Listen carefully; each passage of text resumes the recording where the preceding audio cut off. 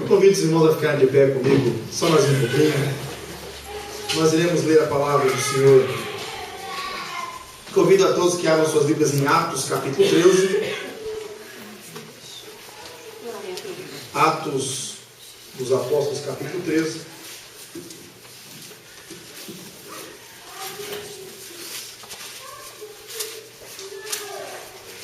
Aleluia. Nós iremos ler aqui o versículo 5 e depois o 13. Diz assim, Atos capítulo 13, versículo 5, diz assim: chegados a Salamina, anunciavam a palavra de Deus na sinagoga dos judeus e tinham também a João como cooperador. 13, 5.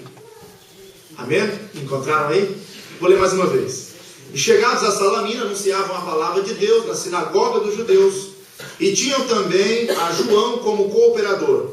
Agora o versículo 13. E partindo de Pafos, Paulo que estavam com ele chegaram a Perge da Panfilha. Mas João, apartando-se deles, voltou para Jerusalém. Agora vocês vão para o capítulo 15 de Atos dos Apóstolos, versículo 36. E nós iremos ler do 36 ao 39. Estou vendo que tem um jovem de Portimão ali. É de Portimão? Sim. Amém. Seja bem-vindo, viu? Porque também tem uma senhora nos visitando hoje, né? Atos 15, 36. Vamos ver a palavra de Deus. Alguns dias depois, disse Paulo a Barnabé: tornemos a visitar nossos irmãos por todas as cidades em que já anunciamos a palavra do Senhor, para ver como estão. E Barnabé aconselhava que tomasse consigo a João, chamado Marcos. Mas a Paulo parecia razoável que não tomasse consigo aquele que desde a Panfilha se tinha apartado deles e não os acompanhou naquela obra. E tal contenda houve entre eles que se apartaram um do outro. Barnabé, levando consigo a Marcos, navegou para Chipre. Os irmãos podem sentar-se, por gentileza. Glórias a Deus. Aleluia, Jesus. Nós temos hoje aqui uma visitante. Tá bem? Seja bem-vinda, viu, em nosso meio. Também o jovem, seja bem-vindo em nosso meio. Eu quero dizer aos irmãos que nós estamos ministrando o livro de Atos dos Apóstolos. E quando eu cheguei no capítulo 13, antes de falar propriamente do capítulo 13 todo, e dividir o capítulo 13 nas etapas para explicar o que está na palavra de Deus, eu gostaria de falar aqui um sermão mais biográfico. Eu vou falar aqui hoje sobre um jovem chamado João Marcos. Se eu fosse dar um tema, a mensagem que eu vou pregar neste momento, o tema seria Aprendendo com o Fracasso. Aprendendo com o fracasso. Nós dificilmente aprendemos com os erros dos outros. Quem é inteligente, quem é sábio, quem é prudente, quem é esperto, aprende com os erros dos outros. Quem é sensato, aprende com seus próprios erros. Mas o tolo, nem com os próprios erros aprende. Mas aqui no capítulo 13, versículo 5, versículo 13 de Atos, vamos aqui focar especialmente sobre este rapaz chamado João Marcos. Primeiro eu quero dizer que há muitas pessoas no mundo, muitas mesmo, que começam bem e terminam mal. Há muita gente que começa muito bem, de uma maneira exemplar, extraordinária, mas no fim terminam mal. Quer ver um exemplo? O rei Salomão. O rei Salomão começou muito bem. Se você ler a história do rei Salomão, até a sua oração a Deus pedindo sabedoria foi sábia. E Deus o dotou de sabedoria e de riquezas, e o elevou a um nível muito alto e a um poder muito grande no seu reino. Mas no fim ele se deixou levar pela idolatria da multiplicidade de mulheres que ele teve. Ele se envolveu com muitas mulheres, e pela lei de Deus era proibido isso, e ele se envolveu com essas mulheres e também com a idolatria delas, e por fim terminou muito mal. Ele começou bem, mas ele terminou mal. Quantas pessoas que você conhece começaram bem e terminaram mal? Eu quero aqui citar um exemplo na Bíblia, a história de Demas. Existe um homem na Bíblia chamado Demas que começou bem e terminou mal. Mas a história de João Marcos, ela é peculiar, ela é interessante, porque João Marcos, ele seguiu o caminho contrário. Ele começou mal, mas ele terminou bem. Mas a história de Demas, eu quero comparar com a história de João Marcos. Eu quero que você leia comigo em Filemão, capítulo não existe, versículo 24. Filemão 24, para que você possa ler comigo a palavra do Senhor. É um livro pequenininho, então você vai ter dificuldade de encontrar. No Novo Testamento, Filemão, versículo 24. Porque Demas, ele é citado apenas 3 vezes no Novo Testamento. E nós iremos agora ver a trajetória de Demas. Versículo 24 de Filemão é a primeira vez que aparece Demas na palavra de Deus. Olha o versículo 24 que diz, para que todos encontrem Filemão, versículo 24, que diz assim: Marcos, Aristarco, Demas e Lucas, meus cooperadores. A primeira vez que o nome de Demas aparece ao lado do nome de Marcos, que é o João Marcos. E vale a pena ressaltar que a primeira vez que ele aparece na Bíblia, Paulo fala dele como seu cooperador. Então Demas era um cooperador. O que eu acho interessante é que quando Paulo escreveu a sua epístola, a sua carta a Filemão, ele escreveu recomendando Onésimo, o escravo fugitivo, para que Filemão recebesse de volta, e agora encomendado por ele, o apóstolo Paulo. E quando ele disse que Marcos era seu cooperador, eu quero dizer a vocês que no capítulo 15 de Atos, que você leu comigo, houve uma contenda entre Barnabé e Paulo por causa deste Marcos. Mas o versículo 24 de Filemão mostra que já não havia nenhuma contenda, muito pelo contrário, ele já havia perdoado João Marcos, o chamando de cooperador. E Demas era um cooperador. Vamos ver um outro versículo na Bíblia, que está em Colossenses 4, versículo 14. Colossenses 4, 14 é a segunda vez que aparece o nome de Demas na Bíblia, mas dessa vez só aparece o nome dele e mais nada. Colossenses 4, 14, que diz assim a palavra do Senhor. Colossenses 4, 14, Paulo agora, mais uma vez, vai citar Demas. Olha só: saúda-vos Lucas, o médico amado, e Demas. Na primeira vez ele aparece como Demas, meu cooperador, ou os meus cooperadores, Marcos, Aristarco e Demas. Mas agora aparece o Lucas, o médico amado, e Demas, mais nada. Cooperador agora só Demas.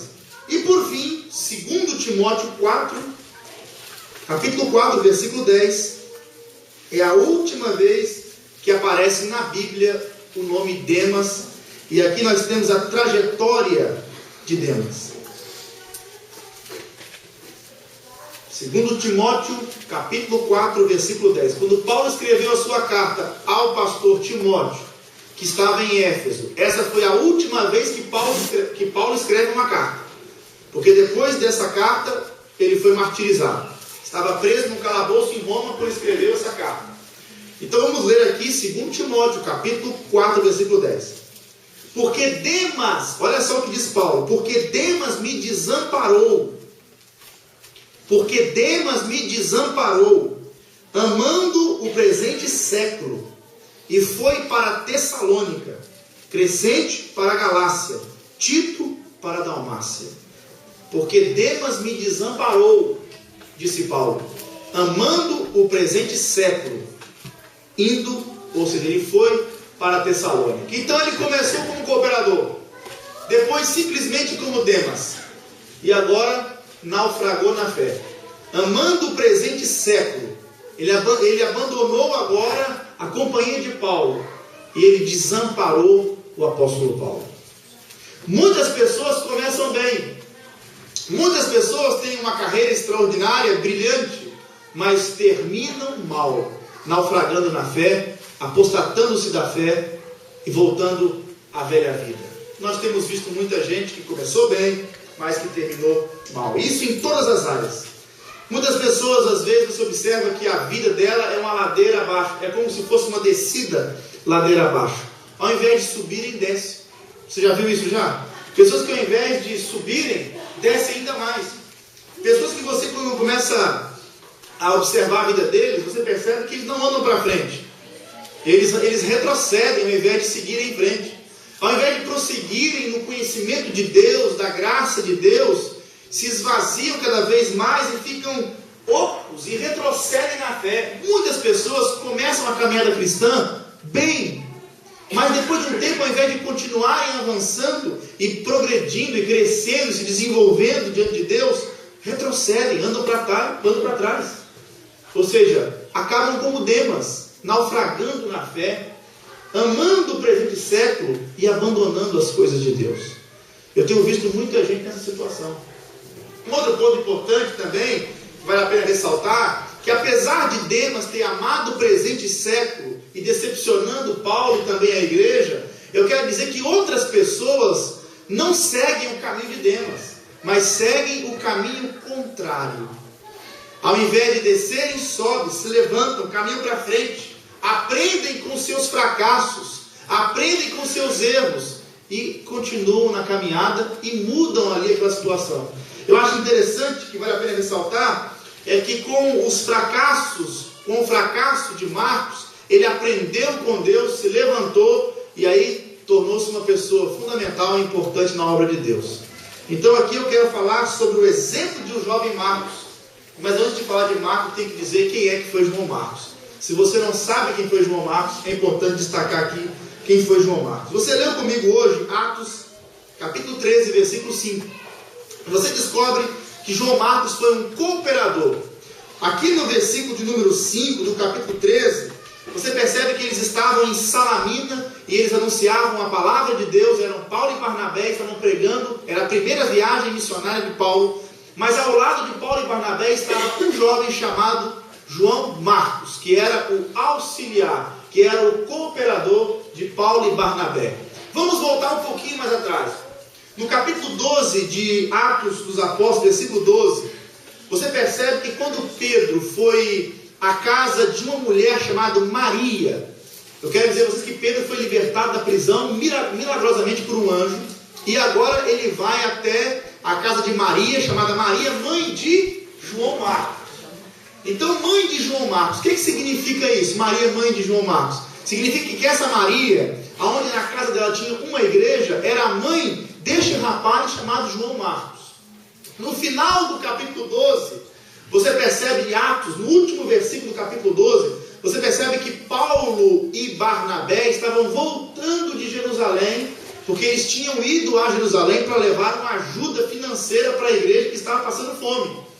E é claro que quando eles foram a Jerusalém, eles voltaram trazendo com eles quem? João Marcos, que era filho de Maria, estava naquela casa lá em Jerusalém. Então, irmãos, aqui esse rapaz fora criado num ambiente maravilhoso, porque na casa da sua mãe, eles oravam e a casa tremia. Eles oravam e milagres aconteciam. Eles oraram e Deus libertou Pedro da prisão, conforme você pode ler e verificar em Atos capítulo 12. Mas agora aqui no capítulo 13, versículo número 5, nós aprendemos que ele era um cooperador de Paulo. Ele deixou a sua casa em Jerusalém, deixou a casa da mamãe e agora ingressou nas fileiras missionárias, posso assim dizer, e se disponibilizou para enfrentar as agruras do ministério. Não era fácil, irmãos. Aqui no capítulo 13, o apóstolo Paulo e Barnabé, junto com ele, João Marcos, estavam deixando Chipre na Síria, entrando em um barco, estavam deixando Antioquia da Síria, entrando em um barco na cidade de Seleucia, e eles foram agora até a ilha de Chipre, passaram por Salamina, foram à cidade de Pafos e agora navegaram para o outro lado, em Derbe, na Panfilha. E quando eles chegaram lá em Derbe, na Panfilha, e Derbe, na Panfilha, há os cordilheiros, ou seja, há muitas montanhas elevadas, naquela região que atualmente é a Turquia, uma região inóspita, muito difícil, que naquela época tinha muitos salteadores, era perigosíssima aquela área, o clima era horrível de suportar. E também a caminhada nas montanhas, nas montanhas de Taurus, era horrível também. Então, quando ele chegou em Derbe, esse moço, irmãos, desistiu. Aqui no versículo 13, você lê